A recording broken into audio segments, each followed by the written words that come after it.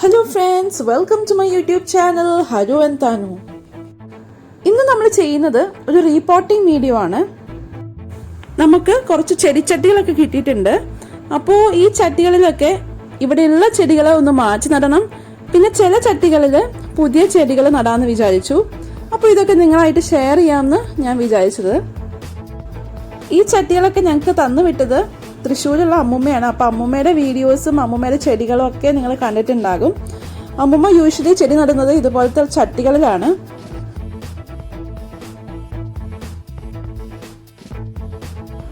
അമ്മുമ്മയുടെ പോലെ തന്നെ ഇവിടെ അമ്മയുടെ അടുത്തും കുറേയേറെ ചെടികളുണ്ട്, കുറേ വെറൈറ്റി ചെടികളുണ്ട്. അപ്പോൾ ആദ്യം തന്നെ നമുക്ക് ഇതുപോലെ കൊക്കോ പീറ്റും മണ്ണും ചാണകപ്പൊടിയും കൂടി മിക്സ് ചെയ്തിട്ട് വേണം ഈ ചട്ടികളിലേക്ക് ഇട്ട് കൊടുക്കാനായിട്ട്. പിന്നെ പറയാനുള്ള മറ്റൊരു കാര്യം, ഞങ്ങൾ ഈ ചട്ടികളൊക്കെ വയ്ക്കുന്നത് ഞങ്ങളുടെ ടെറസിലാണ്. അപ്പോൾ ഈ വർക്ക് ചെയ്യുന്നതും ഞങ്ങളുടെ ടെറസിൽ വെച്ചിട്ടാണ്. അങ്ങനെ മണ്ണും കൊക്കോ പീറ്റും ഈക്വൽ എമൗണ്ടിലാണ് ഞങ്ങൾ എടുക്കുന്നത്. അതിൻ്റെ ഒപ്പം കുറച്ച് ചാണകപ്പൊടിയും കൂടെ മിക്സ് ചെയ്തിട്ട് നമുക്കൊരു പകുതി ഹൈറ്റിൽ നമുക്ക് ചട്ടിയിൽ നിറച്ചു കൊടുക്കാം. മുഴുവനായിട്ട് നിറയ്ക്കേണ്ട, പകുതി നിറച്ചാൽ മതി. എല്ലാ ചട്ടിയിലും വെള്ളം പോകാനുള്ള ചെറിയ ഓട്ട ഉണ്ടാകും. അപ്പോൾ നമ്മളത് ഒന്ന് മൂടി വെക്കാനായിട്ട് ഒരു ഓടിൻ്റെ കഷ്ണമോ ഒരു കല്ലിൻ്റെ കഷ്ണമോ ഉപയോഗിച്ച് അതൊന്ന് മൂടി വെക്കുക. എന്നിട്ട് വേണം നമ്മൾ മണ്ണ് നിറച്ചു കൊടുക്കാനായിട്ട്. ഇതുപോലെ നമ്മളൊരു ഓടിൻ്റെ കഷ്ണം വച്ചു കൊടുത്തു. എന്നിട്ട് നമുക്ക് മണ്ണും കൊക്കോ പീറ്റും ചാണകപ്പൊടിയും കൂടിയുള്ള മിശ്രിതം ചേർത്ത് കൊടുക്കാം, ഒരു പകുതി അളവിൽ.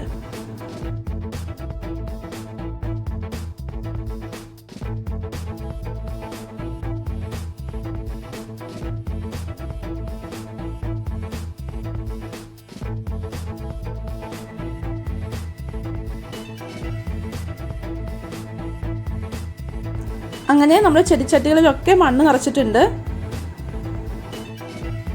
ഞങ്ങൾ റീപോട്ടിങ് ചെയ്യാൻ തുടങ്ങിയപ്പോൾ തന്നെ ഈവനിങ് ഒരു 5:30 ഒക്കെ ആയിട്ടുണ്ടായിരുന്നു. അപ്പോൾ ഇന്ന് പച്ചന ചെടികളൊക്കെ നടാം, ബാക്കിയുള്ള ചെടികളൊക്കെ നാളെ നടാമെന്നാണ് വിചാരിക്കുന്നത്. ആദ്യം റീപോട്ട് ചെയ്യുന്നത് ഒരു ബിഗോണിയ പ്ലാന്റ് ആണ്. ഈ ബിഗോണിയ പ്ലാന്റ് നട്ടിരുന്നത് വളരെ ചെറിയൊരു ചട്ടിയിലായിരുന്നു. അതുകൊണ്ട് അതിങ്ങനെ വളരാതെ മുരടിച്ച് നിൽക്കുകയായിരുന്നു. അപ്പോൾ അതിലുള്ള കുറച്ച് മണ്ണ് മാറ്റി കളഞ്ഞിട്ട് നമുക്ക് ഈ നല്ല പുതിയ ചട്ടിയിലേക്ക് നട്ട് കൊടുക്കാം.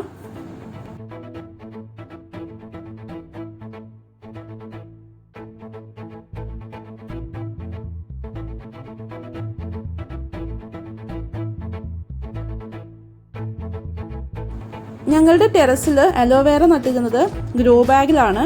അപ്പോൾ ഈ ഗ്രോ ബാഗിലുള്ള പ്രശ്നം എന്താണെന്ന് വെച്ചാൽ കുറച്ച് നാൾ കഴിയുമ്പോൾ ഗ്രോ ബാഗ് പെട്ടെന്ന് കീറിപ്പോകും. അപ്പോൾ നമ്മൾ ആ അലോവേറയൊക്കെ എടുത്തിട്ട് ഈ ചട്ടിയിലേക്ക് നട്ട് കൊടുക്കുകയാണ്. അലോവേറ അഥവാ കച്ചാർവാഴ യൂഷ്വലി ഞങ്ങൾ എണ്ണ കാച്ചാനും തലയിൽ തേക്കാനും മുഖത്ത് തേക്കാനൊക്കെ യൂസ് ചെയ്യാറുണ്ട്. അതുകൊണ്ടുള്ള കടകളൊക്കെ ഞങ്ങൾ നട്ട് കൊടുക്കുകയാണ്, ഒന്നും തന്നെ വേസ്റ്റ് ചെയ്യുന്നില്ല. അപ്പോൾ 2 ചട്ടിയിൽ നടാൻ വേണ്ടിയുള്ള അലോവേറ അഥവാ കച്ചാർവാഴ ഞങ്ങളുടെ ടെറസിലുണ്ട്. അലോവേറ അഥവാ കച്ചാർവാഴയ്ക്ക് പ്രത്യേകിച്ച് അങ്ങനെ ഒരു കെയറിൻ്റെ ആവശ്യമില്ല. ഇനി എൻ്റെ എക്സ്പീരിയൻസിൽ അത് പെട്ടെന്ന് തന്നെ വളരും, പെട്ടെന്ന് തന്നെ അത് ചെറിയ ചെറിയ തൈകൾ ഉണ്ടാകും. വളരെ ഈസി ടു കെയർ ആയിട്ടുള്ളൊരു പ്ലാന്റ് ആയിട്ടാണ് എനിക്ക് തോന്നിയേക്കുന്നത്.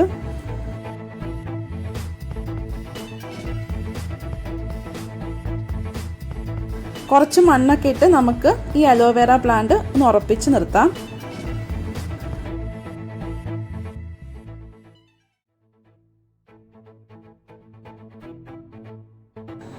അടുത്തതായിട്ട് നമ്മൾ റീപോട്ട് ചെയ്യുന്നത് ഒരു അഡീനിയത്തിൻ്റെ ചെറിയൊരു പ്ലാന്റ് ആണ്.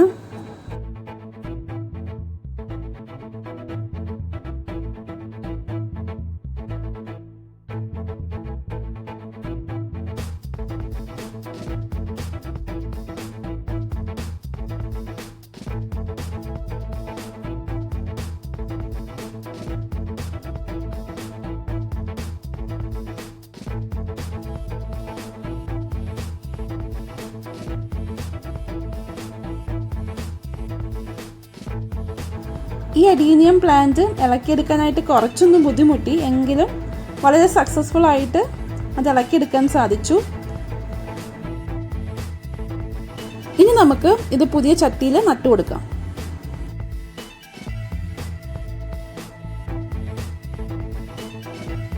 അടുത്തതായിട്ട് റീപോർട്ട് ചെയ്യുന്നത് പുതിന അഥവാ മിന്റ് ആണ്. വളരെ എളുപ്പം നമുക്ക് കെയർ ചെയ്യാവുന്നതും അതുപോലെ തന്നെ നമുക്ക് പ്രൊപ്പഗേറ്റ് ചെയ്യാവുന്നതുമായിട്ടുള്ള ഒരു ചെടിയാണ് മിന്റ്. കടയിൽ നിന്ന് നമ്മൾ പുതിനയൊക്കെ വാങ്ങുന്ന സമയത്ത് അതിന് ചെറിയൊരു സ്റ്റെമ്പ് നമുക്ക് കുറച്ച് മണ്ണിലൊന്ന് കുത്തി കൊടുത്താൽ മതി, പെട്ടെന്ന് തന്നെ അത് വളരും. അപ്പോൾ ബിരിയാണിയൊക്കെ ഉണ്ടാക്കുന്ന സമയത്ത് അഥവാ നാരങ്ങ വെള്ളമൊക്കെ ഉണ്ടാക്കുന്ന സമയത്ത് ഈ പുതിനയും കൂടി ഇട്ടൊന്ന് മിക്സ് ചെയ്തിട്ട് അടിച്ചെടുത്താൽ നല്ല ടേസ്റ്റാണ്. അതിൻ്റെയൊക്കെ വീഡിയോ ഞാൻ ഷെയർ ചെയ്തിട്ടുണ്ടായിരുന്നു. ഇനി ബാക്കിയുള്ള പ്ലാന്റ്സ് നാളെയാണ് റീപോർട്ട് ചെയ്യുന്നത്. ഇന്നത്തെ റീപോർട്ടിങ് ഞങ്ങളിവിടെ തൽക്കാലം സ്റ്റോപ്പ് ചെയ്യാണ്. ചെടികൾക്കൊക്കെ കുറച്ച് വെള്ളമൊക്കെ ഒഴിച്ചു കൊടുത്തിട്ടുണ്ട്. എൻ്റെ മോനാണ് വെള്ളമൊക്കെ ഒഴിച്ചു കൊടുക്കുന്നത്. ബാക്കി നാളെ ചെയ്യാം. അങ്ങനെ ഇത് രണ്ടാമത്തെ ദിവസത്തെ റീപോർട്ടിംഗ് ആണ്. എൻ്റെ കയ്യിൽ കുറച്ച് ഹെൽത്തി ആയിട്ടുള്ള പ്ലാന്റ് കട്ടിങ്സ് ഉണ്ട്. ഇത് നമുക്ക് നട്ടു കൊടുക്കാം. ഡിറ്റർജൻറ്റ് ബോട്ടിൽ അപ്സൈക്ലിങ്ങിൻ്റെ വീഡിയോസ് നിങ്ങൾ കുറേ പേര് കണ്ടിട്ടുണ്ടായിരുന്നു. അതിലുണ്ടായിരുന്ന ഒരു ചെടിയാണിത്. ഡിറ്റർജൻറ്റ് ബോട്ടിലിൽ നിന്ന് ഞാനൊരു ചട്ടിയിലേക്ക് ഇത് മാറ്റുകയാണ്. ബോട്ടിൽ നടാനായിട്ട് എനിക്ക് വേറെ കുറച്ച് ചെടികൾ കിട്ടിയിട്ടുണ്ട്.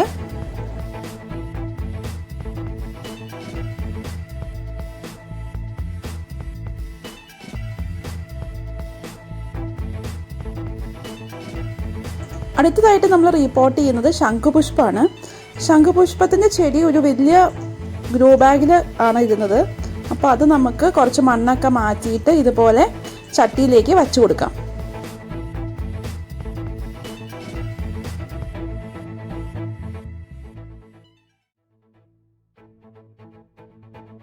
ശംഖുപുഷ്പം ഇതുപോലെ പടർന്നു പോകുന്ന ഒരു ചെടിയാണ്. അപ്പോൾ നമ്മൾ കയർ കെട്ടിക്കൊടുത്താൽ ഇങ്ങനെ മുകളിലേക്ക് അത് പടർന്ന് കയറും.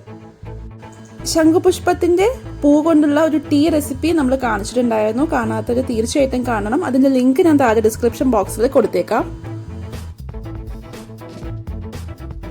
അടുത്തതായിട്ട് നമ്മൾ നട്ടു കൊടുക്കുന്നത് ബിഗോണിയാണ്. ബിഗോണിയ ഇതുപോലെ ചെറിയൊരു ചട്ടിയിലായിരുന്നു നട്ടു കൊടുത്തിട്ടുണ്ടായിരുന്നത്. അപ്പോൾ അതുകൊണ്ട് അത് വളരാതെ ഇങ്ങനെ ചെറുതായിട്ട് നിൽക്കുമായിരുന്നു. അപ്പോൾ ഇപ്പോൾ ഞങ്ങളത് റീപോർട്ട് ചെയ്യുകയാണ്. ഇനിയുള്ളത് കരിവേപ്പാണ്. നമുക്ക് കരിവേപ്പിൻ്റെ തൈയും നട്ടു കൊടുക്കാം.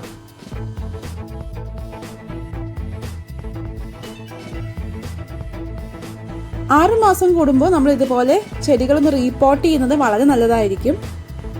മണ്ണൊക്കെ മാറ്റി അതുപോലെ വളമൊക്കെ ഇട്ട് കൊടുത്ത് ചെടികളൊക്കെ ഒന്ന് മാറ്റി നടുമ്പോൾ ചെടികൾക്ക് ആരോഗ്യത്തോടെ വളരാനുള്ള ഒരു സാഹചര്യം ഉണ്ടാകും.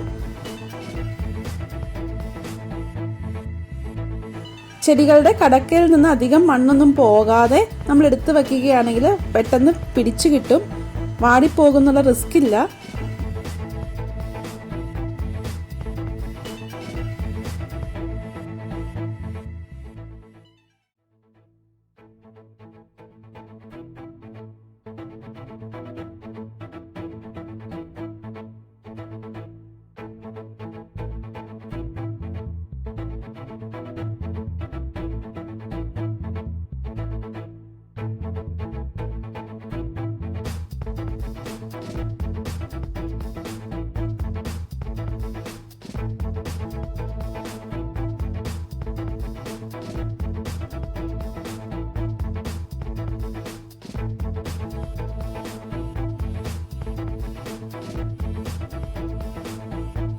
അങ്ങനെ നമ്മൾ എല്ലാ ചെടികളും നമ്മൾ റീപോർട്ട് ചെയ്തിട്ടുണ്ട്. ഇനി നമുക്ക് എല്ലാത്തിലും വെള്ളം ഒഴിച്ചു കൊടുക്കാം.